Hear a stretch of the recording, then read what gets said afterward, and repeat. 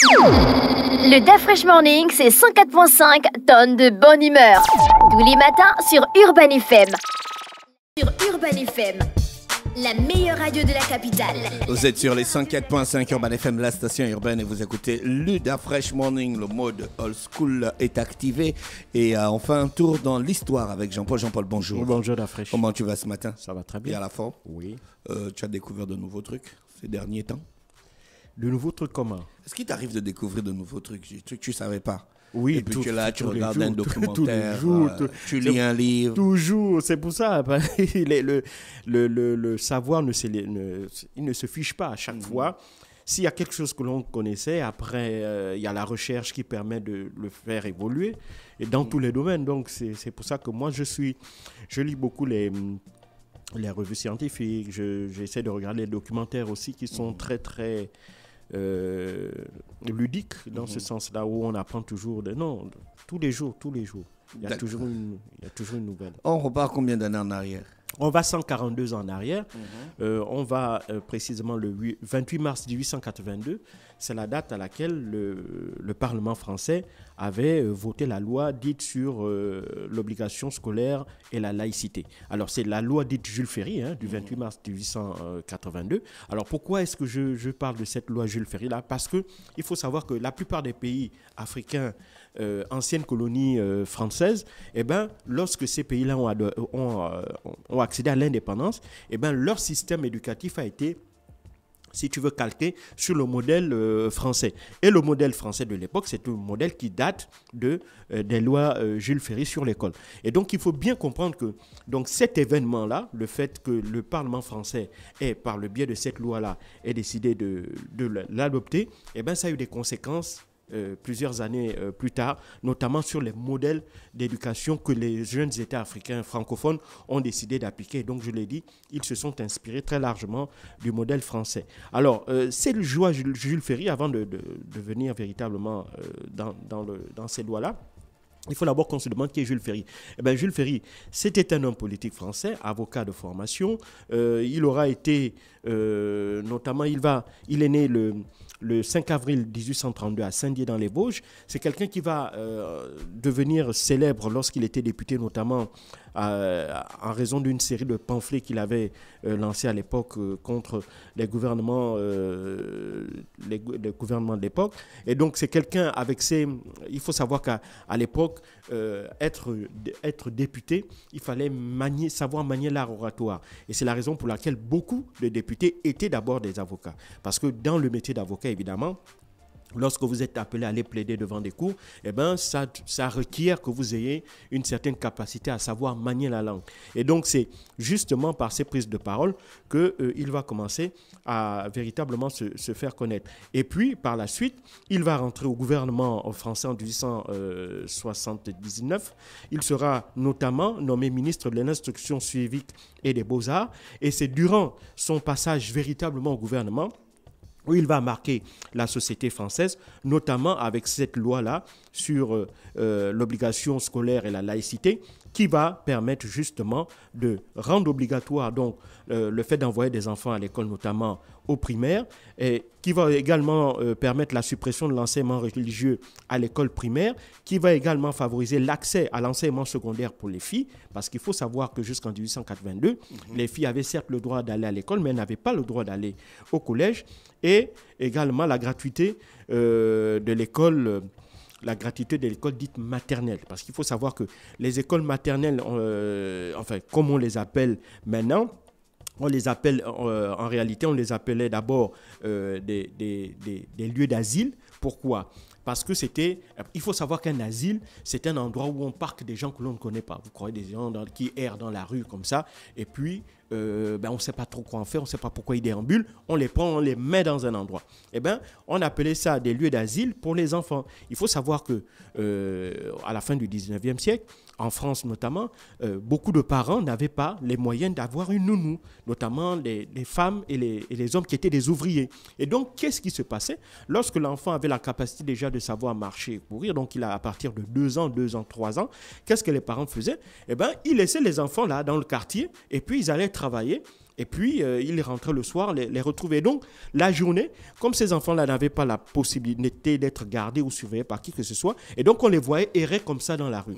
Et c'est Jules Ferry qui, justement, bien entendu, en s'inspirant du fait que c'est une femme qui avait commencé à réfléchir sur la question de comment gérer ces enfants-là. C'est une pédagogue sartoise qui s'appelait Marie-Pape Carpentier. Et Marie-Pape Carpentier, elle va être la première à créer des lieux justement où il fallait accueillir ces enfants-là. Et ce sont ces lieux-là que l'on a appelés des salles d'asile. Donc des salles où on va parquer des enfants que l'on voit errer un peu dans la rue. Mais la particularité des salles d'asile, dans la version de Madame Pape Carpentier, c'était que c'était des lieux assez rustiques, c'est-à-dire qu'on traitait les enfants, je dirais pas, on dirait pas qu'on les maltraitait, mais disons qu'ils étaient traités assez durement, et surtout qu'il n'y avait aucune loi pour encadrer le fonctionnement de ces institutions-là.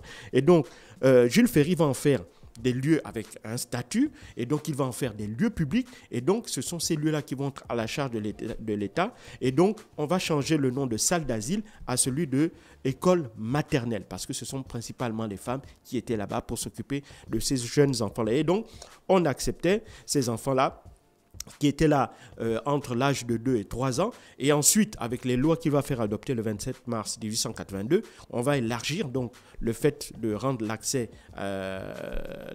de la scolarité obligatoire, parce qu'il faut savoir que avant ça, il y avait certes des écoles publiques, mais il y avait aussi des écoles privées, mais il n'y avait pas véritablement de distinction entre école publique et école privée, dans la mesure où, par exemple, l'école catholique aussi était, je veux dire, la religion catholique était très puissante, était très présente dans la société française, et elle est toujours d'ailleurs, mais à l'époque, lui, il voulait, dans la foulée des lois sur la laïcité, les lois sur la séparation de l'Église et l'État, il voulait justement élargir et les introduire dans le milieu de l'éducation, parce qu'il faut savoir que, en dépit du vote de cette loi-là, eh ben, dans le milieu scolaire, dans l'enseignement, eh ben, il n'y avait pas véritablement cette séparation-là, notamment dans les écoles religieuses, les écoles catholiques, ou pendant les jours de la semaine où il y avait des cours d'instruction religieuse. Et donc, il va donc demander et obtenir, par le biais de cette loi-là, le fait que l'on transforme d'abord aussi le contenu de l'enseignement, notamment dans les écoles catholiques,